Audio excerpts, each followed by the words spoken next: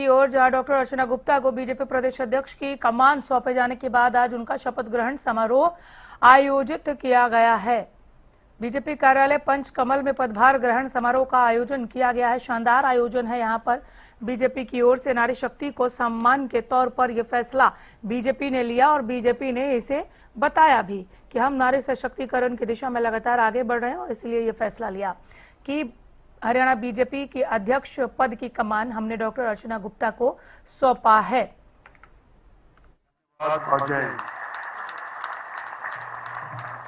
धन्यवाद राव साहब। मैं दो सूचनाएं आप सभी के सामने प्रेषित करना चाहता हूं। ठीक 2:30 पर नवनियुक्त प्रदेशाध्यक्ष बहन अर्चना गुप्ता जी के टीम के साथ जिलाध्यक्ष और जिला प्रभारी और हमारे माननीय प्रदेश के प्रभारी डॉक्टर सतीश पूनिया जी और सह प्रभारी के तौर पर सुरेंद्र नागर जी इस मीटिंग को लेंगे। कृपया प्रदेश के सभी पदाधिकारीगण, जिलाध्यक्ष और जिला प्रभारीगण दूसरे तल पर सेकंड फ्लोर पर यह मीटिंग होगी, कृपया नोट कर लें। और ठीक 3:30 पर बहन अर्चना गुप्ता जी के नेतृत्व में हमारी प्रदेश की प्रशिक्षण की टोली, जिला के संयोजक और पर्यवेक्षक और हमारे माननीय प्रभारी और सह प्रभारी इस मीटिंग को लेंगे। आप सभी कार्यकर्ता जो इस सूचीबद्ध हैं वो भी अपना समय और स्थान सेकंड फ्लोर पर उसी स्थान पर वो मीटिंग होगी, वो भी आप नोट कर लें। अब मैं निवेदन करूंगा, लंबे समय तक जिनका हम सबको आशीर्वाद और मार्गदर्शन मिल रहा है, ऐसे हमारे बहुत ही कर्मठ और यशस्वी प्रदेश के प्रभारी डॉक्टर सतीश पूनिया जी से मैं निवेदन करूंगा और आपसे भी निवेदन करूंगा कि जोरदार तालियों के साथ पूनिया जी का स्वागत करें और आप सभी का मार्गदर्शन करने के लिए मैं आमंत्रित करता हूं, क्योंकि आपका अंदाज हम सब कार्यकर्ताओं का उत्साह बढ़ाता है। जोरदार तालियां।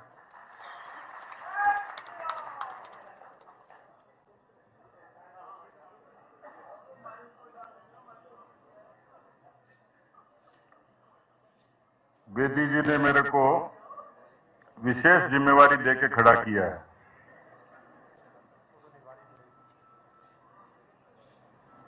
एक बार मेरे पड़ोस में एक डॉक्टर थे, नए आए थे, सरकारी मकान था। शाम की चाय का टाइम हुआ, मियां बीवी चाय पी रहे थे। चाय पीते पीते जैसे अपनी मीठी माठी बातें होती हैं, खट्टी मीठी वो कर रहे थे। डॉक्टर एकदम से उठ के चला गया। बाहर से मुझे फोन करता है कि भाई साहब आपका तलाक हो जाएगा। क्या हुआ भाई? बुला रहे हैं? अच्छा, बिज साहब आ गए, तो बिज साहब के लिए ताड़ी बजाओ भाई।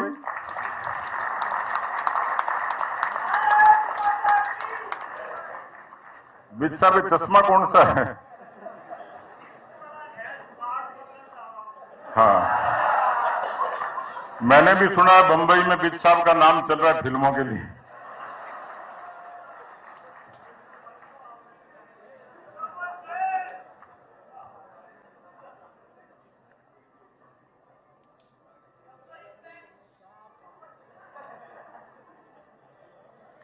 अब फिल्म का नाम कुछ भी रख लो, लेकिन टिकट तो लगेगी।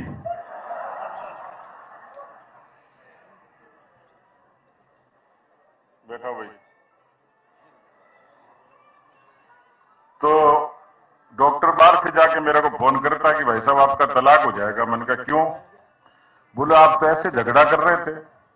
मैंने कहा झगड़ा नहीं कर रहे, हम तो रोज ऐसे ही बात करते हैं।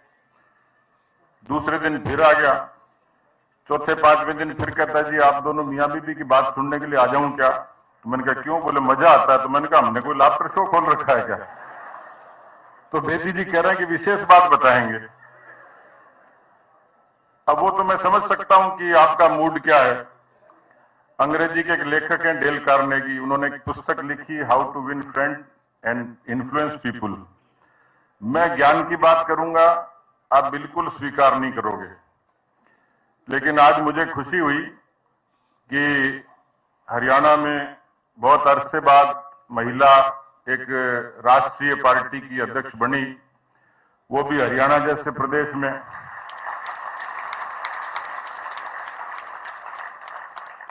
पुरुष भी ताली बजा रहे हैं।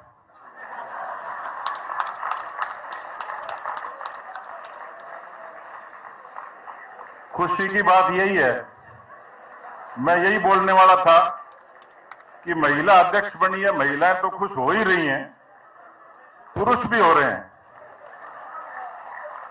अब वो भीतर से हो रहे हैं कि बाहर से हो रहे हैं ये पता नहीं।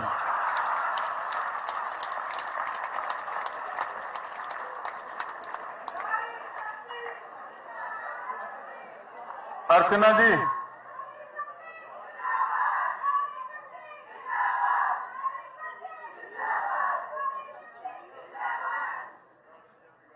अर्चना जी, एक तो ये भाई साहब का नाम नंबर नोट करना देखें।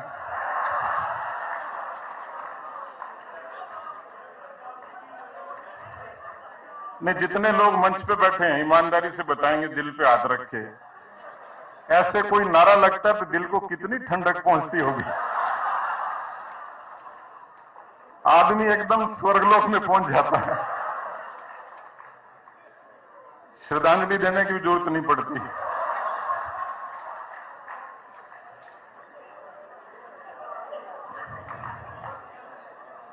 तो मैं ज्ञान की बात नहीं करूंगा, ज्ञान की बात का कोटा मैंने नायब जी के जिम्मे छोड़ा हुआ है। वो 5-7 पन्ने लेके ही आते हैं सरकार की तरफ से।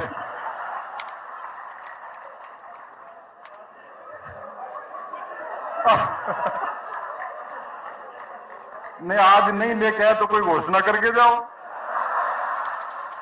कि कार्यकर्ताओं को पेंशन देंगे, लाडो लक्ष्मी का लाभ देंगे, और नहीं तो घरवालियों के लिए कर दो। तो देखो, ज्ञान की बात तो ये सब करेंगे। मैं समझ रहा था आपका मूड क्या और मेरे को खड़ा क्यों किया है। अब वैभव सूर्यवंशी को तो रन बनाने के लिए खड़ा करते हैं, वहां कोई बॉलिंग करने के लिए थोड़ी करते हैं। तो एक तो मैं निवेदन करूंगा, हमारे अर्चना जी महिला अध्यक्ष बनी है तो, और उसमें सबका आशीर्वाद था ही। बड़ोली जी ने बहुत ही उम्दा काम किया, शोधान सिंह जी आशीर्वाद देने के लिए आए हैं, और राव साहब मेरे को बड़ा जोरदार लगा। राव साहब ऐसे सस्ते में आशीर्वाद देते नहीं, खूब दे दिया।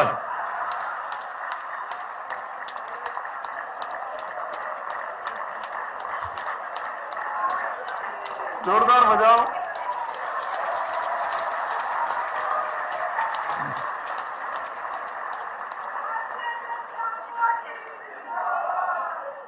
बाकी दीनदयाल जी की सीधे कोई बात किसी की मतलब सीधा तार जुड़े हुए तो अपने धनखड़ जी के जुड़े हुए। ज्ञान की बात करी थी, थोड़ी करी आज। सुरेंद्र नागर जी मेरे भाई हैं। बाकी 3 लोगों की बीजेपी ने फटाफट बेरोजगारी दूर कर दी। भाटिया जी, कार्तिकेय जी, रेखा जी।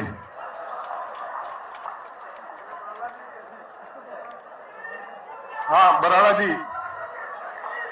जी भी। कोई टाइम हरियाणा में एक मुश्किल से बनता था, 4-4 बन गए राज्यसभा में। माता जी पिताजी यहीं आशीर्वाद देने के लिए, और बिज साहब की धमाकेदार धुरंधर टाइप एंट्री हो ही गई। तो एक तो ताली बजाओ अर्चना जी के लिए जोरदार।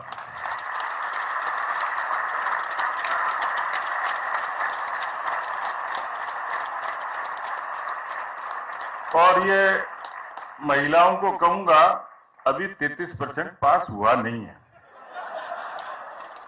इतना जोरदार नारा अर्चना गुप्ता के जिंदाबाद के लिए लगाओ तो कि मोदी जी तक पहुंच जाए।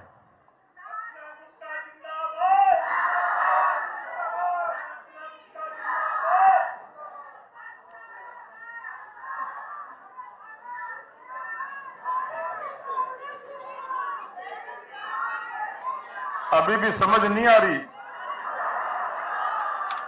आखिरी मौका है, फटाफट अर्चना जी का जोरदार नारा लगाओ, दिल्ली तक पहुंचाओ। क्या नारी शक्ति कर रखी है।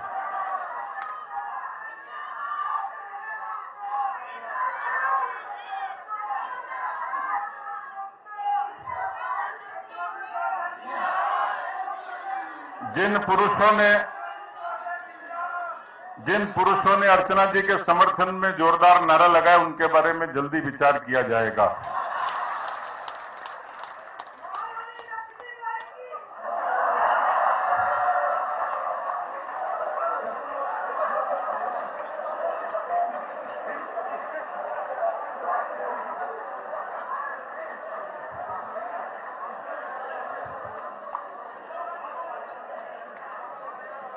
इन भाई साहब के बारे में तो मैं भी कंफ्यूज हो गया। मुझे लग रहा है दादा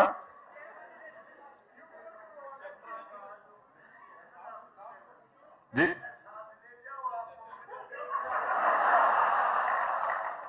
नहीं मैं ढूंढ भी रहा था। हरियाणा में सारे ही गंभीर आदमी थे, मेरे को एक आदमी मिला काम का, दिल्ली ले जाऊंगा इसको। तो किसी ने कहा कि हरियाणा जैसे प्रदेश में महिला को अध्यक्ष बना दिया बीजेपी ने, हरियाणा जैसे मेंस लैंड में, क्योंकि जो लिंगानुपात है देश में सबसे कम हरियाणा में ही था। तो एक बड़ी चुनौती देश के समक्ष थी, लेकिन हरियाणा वो धरती है जहां 2015 में देश के यशस्वी प्रधानमंत्री नरेंद्र मोदी जी ने बेटी बचाओ और बेटी पढ़ाओ का नारा देके इस देश में, हरियाणा में नहीं पूरे देश में, उस नारे से बेटियां पढ़ी भी, बेटियां बची भी, और हरियाणा के उस नारे से बेटियां आज फाइटर प्लेन भी उड़ाती हैं।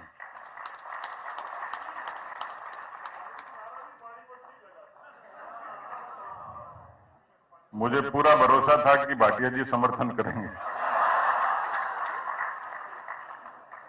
आज तो ऐसा लग रहा कोई चूकना ही नहीं चाह रहा। तो बेटी बचाओ बेटी पढ़ाओ के नारे का आगाज हुआ, और जिस हरियाणा ने नायब सैनिक के नेतृत्व में लाडो लक्ष्मी जैसी योजना बालिकाओं के लिए लागू की, उसमें अर्चना जी का अध्यक्ष बनना वाजिब था, जायज था, जरूरी था। मैं यहां मोहनलाल बड़ोली जी का विशेष अभिनंदन करूंगा, क्योंकि मैं लोकसभा से यहां काम कर रहा था। लोकसभा में देश की परिस्थिति छुपी हुई नहीं थी, हरियाणा पर भी उसका असर था, लेकिन मैंने जमीन पर काम करते हुए बहुत सारे कार्यकर्ताओं को देखा। और उसके बाद विधानसभा के चुनाव आए, मुझे कहने की आवश्यकता नहीं, शायद दुनिया के सट्टा बाजार में सट्टे लग गए, शर्तें लग गई, जितने प्रकांड ज्योतिष हैं वो लग गए, सर्वे एजेंसियां लग गई, लेकिन हरियाणा के बारे में किसी व्यक्ति ने यह प्रामाणिक रूप से नहीं कहा। एक बड़ी चुनौती थी, लेकिन मैं देश के यशस्वी प्रधानमंत्री नरेंद्र मोदी जी, आदरणीय गृह मंत्री अमित शाह जी और उस समय के अध्यक्ष जेपी नड्डा जी का विशेष रूप से आभार व्यक्त करूंगा कि हरियाणा की इस लड़ाई में हमारे धर्मेंद्र प्रधान जी, विप्लव देव जी, सुरेंद्र नागर जी और हम 4 लोगों की टीम के साथ में मनोहर लाल जी से लेकर हमारे तमाम जितने प्रमुख नेता थे,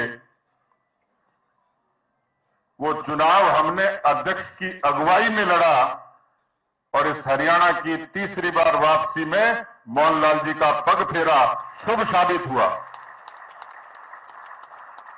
मैं इतनी कमजोर तालियों से आपका अभिनंदन नहीं मानूंगा। बड़ोली जी के लिए जोरदार अभिनंदन, तालियां आप लोग बजाइए।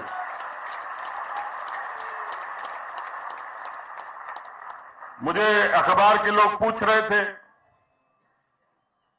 कि बीजेपी ने अध्यक्ष बदल दिया, तो मैंने कहा ये नया काम तो हुआ नहीं। धनखड़ जी और मैं दोनों ही साक्षी हैं इस बात के। वो हरियाणा में अध्यक्ष थे, मैं राजस्थान में था, और नेतृत्व का परिवर्तन ये लगातार सी प्रक्रिया है। भारतीय जनता पार्टी हर समय के हिसाब से नए लोगों को अवसर देती है। तो एक अच्छी विरासत बड़ोली जी ने छोड़ी अर्चना जी के लिए। और ठीक ही कह रहे थे राव साहब, मैं हरियाणा के कार्यकर्ताओं का जरूर अभिनंदन करूंगा, हरियाणा की प्रजा का अभिनंदन करूंगा कि यदि उस धारणा को, उस विरोधाभास को, उस चुनौती को तोड़ने का काम किसी ने किया तो यकीनन हरियाणा की प्रजा ने और जनता ने किया, जो राष्ट्रवाद के साथ मजबूती से खड़ी रही, जो मुद्दों के आधार पर मोदी जी की नीतियों के साथ खड़ी थी।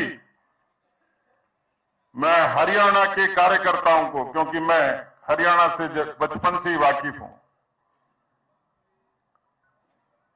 बिल्कुल बॉर्डर पर पैदा हुआ, इसलिए हरियाणा की संस्कृति से, हरियाणा की राजनीति से अरसे से वाकिफ हूं। दुनिया में कमल खिलता था, लेकिन कोई कल्पना ही नहीं कर सकता था कि हरियाणा में कभी बीजेपी की सरकार आएगी। लेकिन उन प्रतिकूलताओं के बीच में, उन चुनौतियों के बीच में एक बार, दो बार और 3 बार यदि धारणा तोड़ने की ताकत और परिश्रम की पराकाष्ठा किसी ने की तो आप सब लोगों ने, एक एक कार्यकर्ता ने की। इसलिए मुझे अखबार के लोग पूछ रहे थे कि अर्चना जी के साथ में क्या चुनौतियां रहेंगी। मैंने कहा मुझे वैसे तो कोई विशेष चुनौती लगती नहीं है। इतने परिश्रमी कार्यकर्ता और ऐसी देश के प्रति अनुराग रखने वाली प्रजा, लेकिन फिर भी जब बड़े लोगों ने मन से निकाल दी ये बात, तो मैं इसको चुनौती तो नहीं मानता,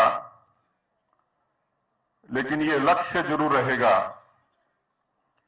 सितारों के आगे जहां और भी है, इश्क के इम्तिहान और भी हैं। इस हरियाणा में भारतीय जनता पार्टी को अजेय और नायब सैनी की सरकार को अभेद्य बनाने की चुनौती और लक्ष्य उनके साथ जरूर रहेगा। मित्रों, अर्चना जी का अपना एक अनुभव है, उनको भी मैंने काम करते हुए देखा है। और जब देश में ये जड़ता टूटी है, ये भेद टूटा है, तो पार्टी ने उस 33% के उस अभियान को जमीन पर उतारा है और एक महिला को यह अवसर देके कि जिनको कम समय में बहुत लोगों के साथ काम करने का अवसर मिला, मैं समझता हूं कि ये एक एक हरियाणा के कार्यकर्ता के लिए भी हम लोग मिलेंगे, संगठन की बात करेंगे, चर्चा करेंगे। लेकिन आज तो मैं इतना ही निवेदन करूंगा कि पार्टी तभी मजबूत होती है जब सारे पूर्वाग्रह छोड़ के, मैं मानता हूं, सुनार की दुकान होती है, उसके बाहर लिखा होता है कि यहां 24 कैरेट सोना मिलता है।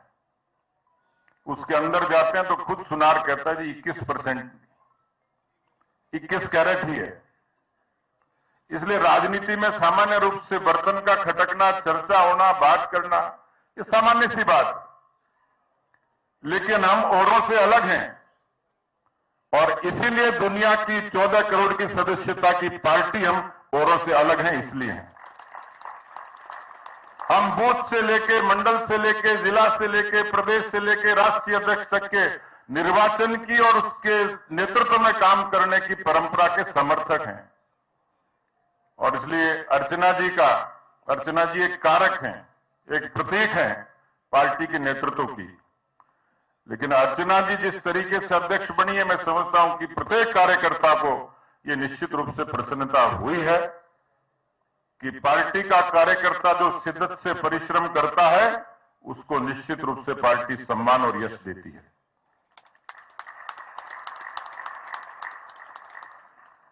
अर्चना जी के लिए खूब सारी शुभकामनाएं।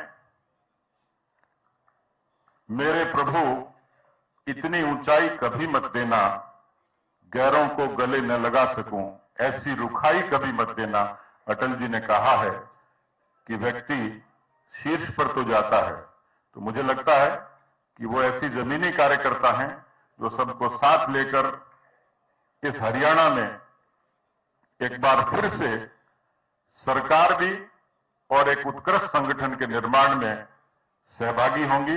बहुत बहुत धन्यवाद। जय हिंद, जय भारत।